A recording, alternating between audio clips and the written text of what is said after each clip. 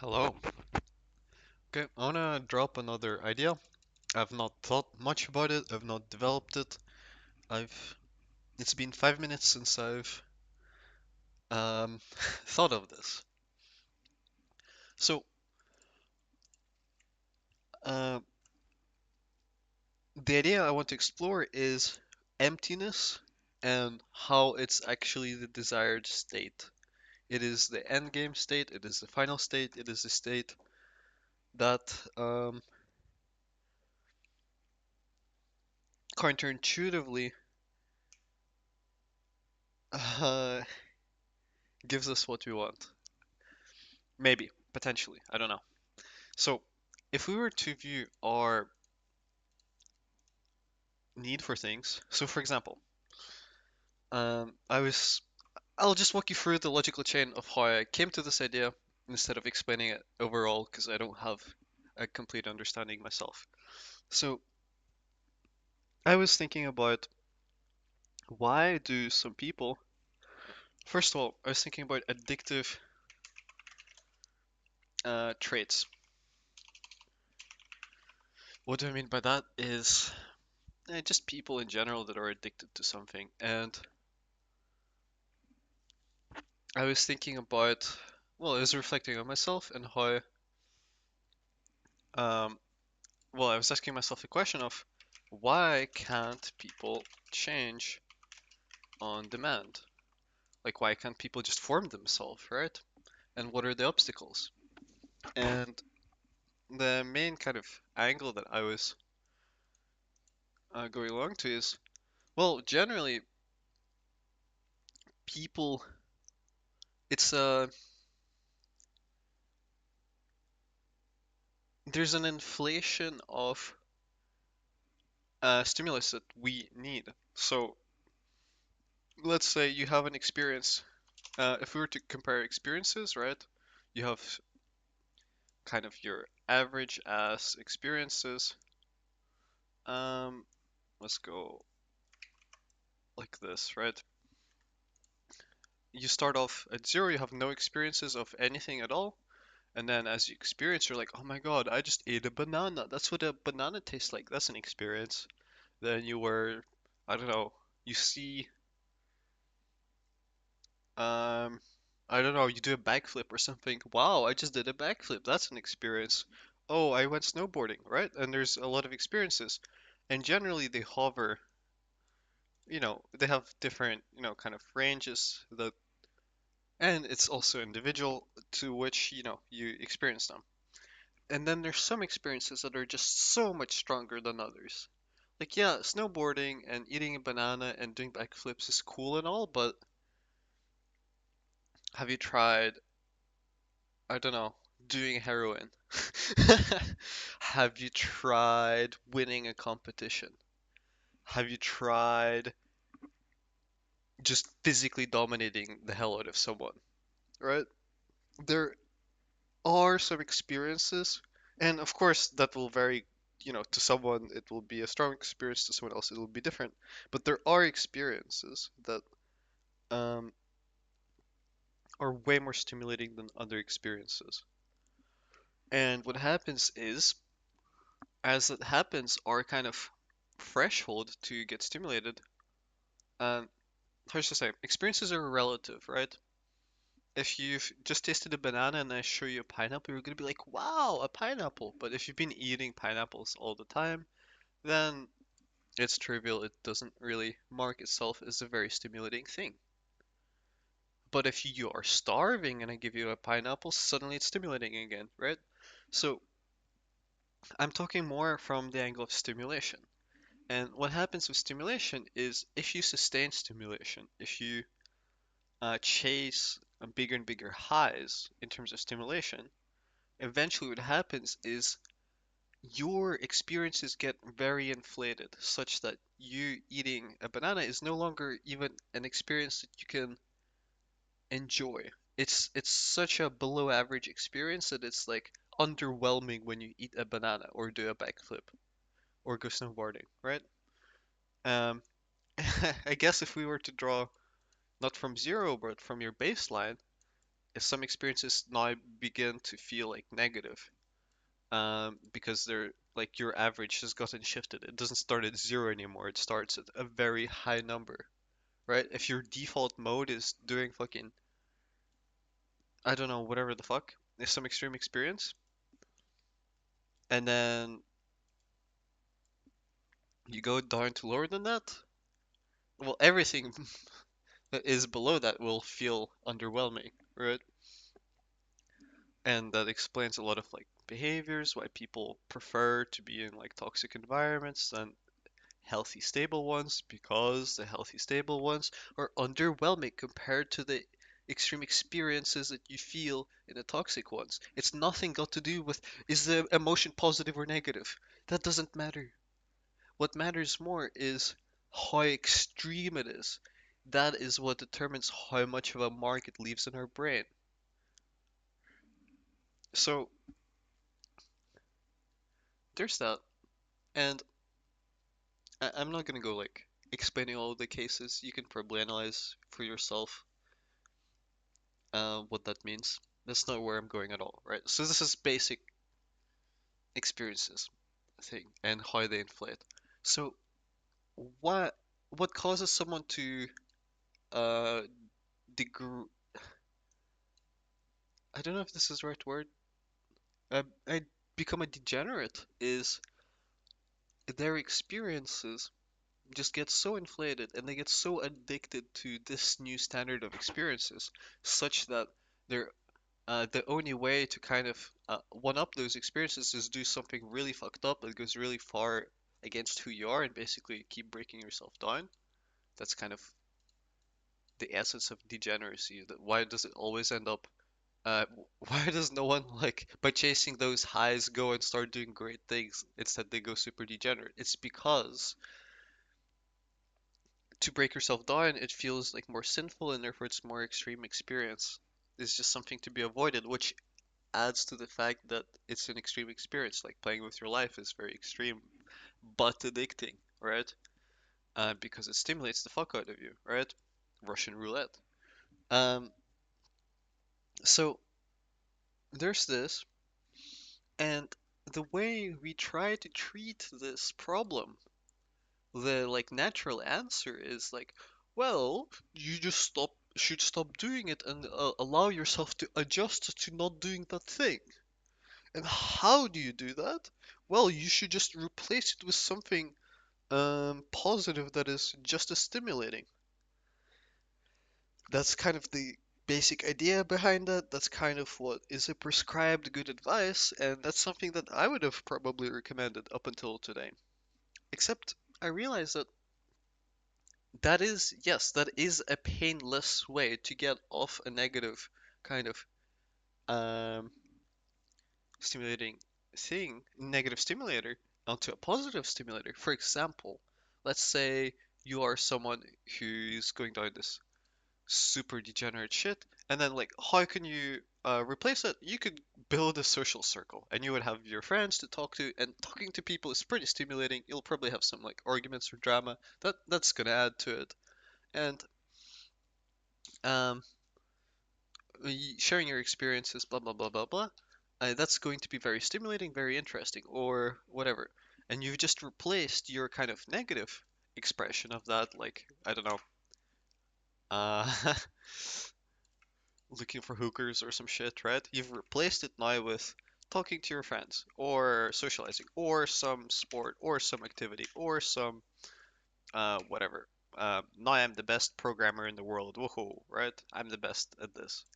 A lot of time people that have gone through super negative things is they channel that um, into an escape that is positive. They just rewire themselves. They're able to, um, push that really far.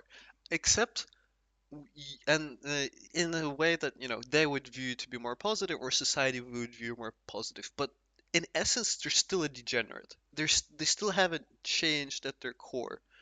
They've just repainted the same like car. The engine, the internals are still exactly the same. They've just rechanneled their kind of like addiction to the stimulus to another thing. And when they, in that sense, they haven't actually solved the problem. Like, yes, you might have gotten off heroin by building a social circle. The moment I take away the social circle from you, you're going back on heroin.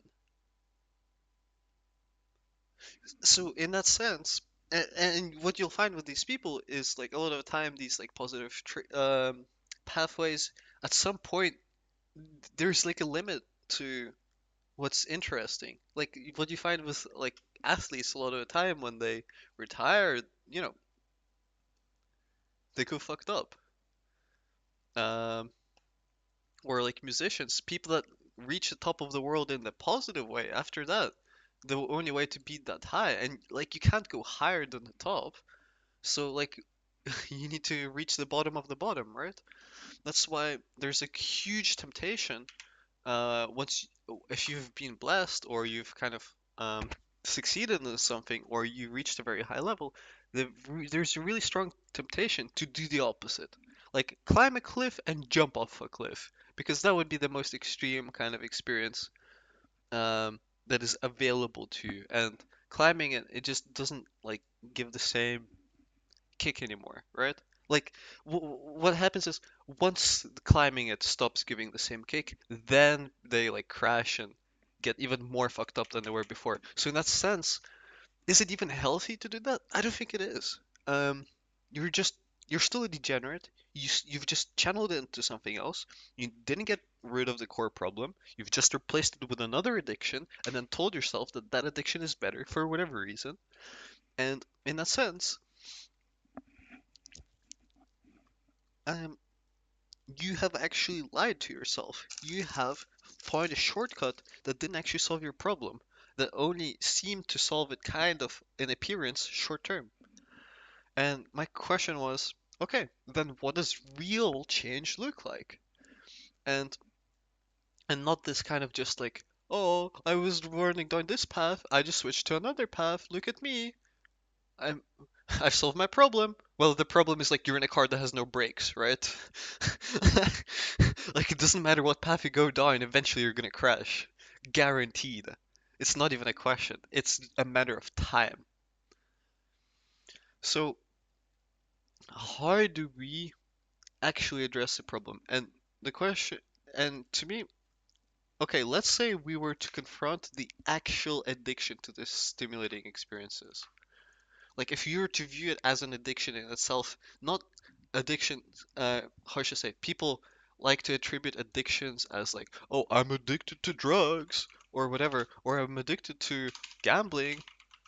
I'll go gambling because it's behavioral addiction, therefore people can be like, chemical addictions are different to behavioral addictions. That's retarded because fundamentally, when you do an action, that causes release of certain chemicals within your brain, which creates a fucking chemical addiction. So behavioral addictions and chemical addictions are kind of the same thing. Yes, there is maybe some nuances where there's some like worse like quirks of the withdrawal, but fundamentally at their core they're the same fucking thing, right? So behavioral addictions are the same thing as chemical addictions, um, in their essence. So let's say you're addicted to gambling or whatever, and people are like, well, I just need to no longer be addicted to gambling, and then I'm good. No, bro, you've just replaced gambling with fucking, I don't know, 12 hours of TikTok. Good job, bro. Like, what's the point? Where is the advantage? Now you're addicted to TikTok. And then you're like, okay, I'm no longer addicted to TikTok. Now I'm in the gym. I go to the gym for 4 hours and I take cold showers and I try to be David Goggins. Okay, cool, bro. Maybe that betters your life. It sure better is than gambling, I guess. But in essence, has anything changed? No, right? So people view their addictions and they attach them to specific actions. What if we were to view the need to even fulfill those desires as an addiction in itself, right? That's what I'm referring to now. So, the need to get stimulated, if we were to view that as an addiction, how do we resolve this problem? And phew, I don't think there is a painless way to do that. Because the reason why it was painless previously, getting off of whatever, you just replace it with a equivalent addiction. The reason it was painless is because you didn't experience like a drop in stimuli in a drop in how stimulated you are, while real like adjustment, really getting off of that shit, will always create this kind of jump or this difference in stimulation, and that fucking sucks. That sucks so much. That is the worst part of getting off of addictions, I think. Fundamentally, it just sucks. Like it just sucks. It just feels so boring. It just feels so pointless. It feels so difficult. It feels so the it's like numbingly underwhelming, and that is very difficult to accept. And I thought about it, and I think maybe to some extent all of us are addicted. Like everyone finds some form of an addiction in something. People that find them, it's like my life must have a great meaning and great purpose. I must do this. Or some people that turn to religion. I must serve God. Or the desire to feel loved or feel good experiences. All of those are actually, if you really break them down, they're all desire to get stimulated and forms of getting stimulated. Um, which all come down to, our addiction and our dependence on this. And getting off of it is very, very painful and very, very difficult. That's why when someone goes off of like some heroin addiction, a lot of them turn to God. Why? Because God is a fucking powerful addiction in itself. It's just as bad as heroin. Maybe is it destroying your body as much? Sure, not. But is it as bad in terms of stimulation? Yeah, absolutely. It's destroying your brain, probably. Maybe even more than heroin. But okay.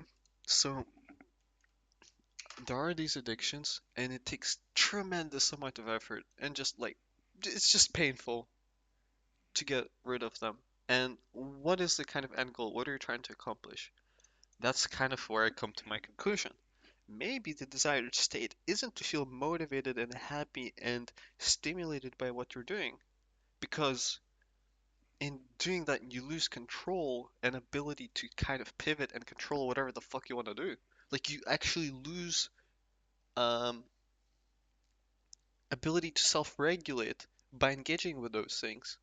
Instead, what might be more optimal is to return to baseline, return to zero, return to zero stimulation, return to nothingness.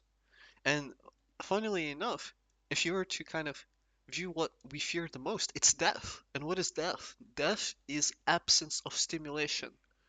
Death is nothingness. And in a sense, we need to or I'm not saying we need to. This is my just theory, the idea. Um, Perhaps by bringing, paradoxically, by bringing myself closer to the state of being dead and not existing and not feeling anything, not being stimulated, perhaps only then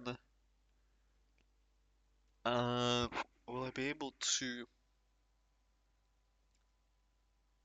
be free to live in whichever way that I choose to,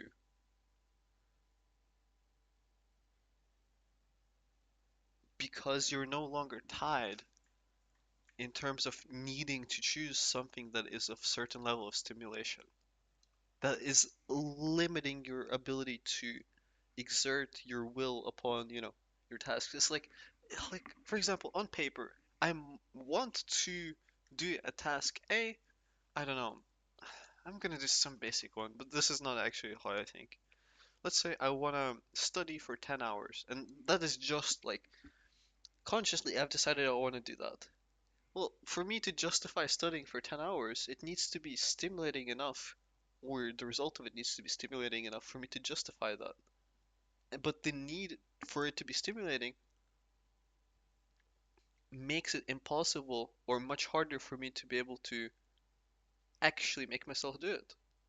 Like, I literally need to make myself. I can't just do it because, oh, I need to study for 10 hours. Let's study for 10 hours.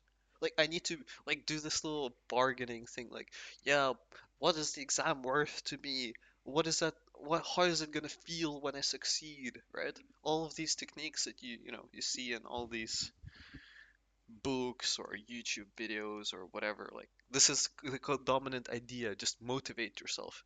It's really, really stupid because by engaging with that, it's like, bro, I don't know what kind of euphoria you need to get from studying, but it's not going to beat the euphoria you get from watching shorts for 10 hours. You just won't be able to compete. How should I say? This kind of comparison of like, oh, what is more stimulating, always ends up with the whole currency of stimulation getting inflated as fuck to a point that you have no control over it anymore. And that you lose autonomy over yourself. So what I'm saying is perhaps you need to, or I need to go through this insanely painful of destimulating process. This will might be the most cancer thing I will ever do in my life.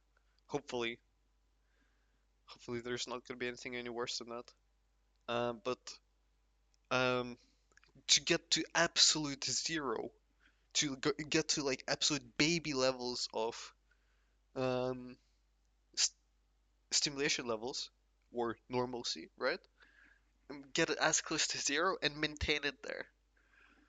And through that, uh, you can restructure your way of operating to not base it on stimulation. Because this way is just not, it just doesn't work long term. It just doesn't.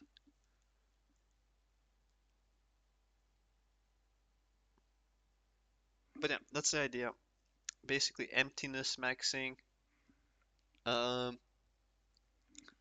for a long time, what I thought the nature of the problem was, oh, I feel so bored. I just need to feel something bigger and more extreme to kind of pick me up again. But what I realize now is I was absolutely wrong and I actually needed to do the opposite. To become free, I need to stop uh, feeling things strongly. Um, so yeah, I will try that and we'll see how it works. Goodbye.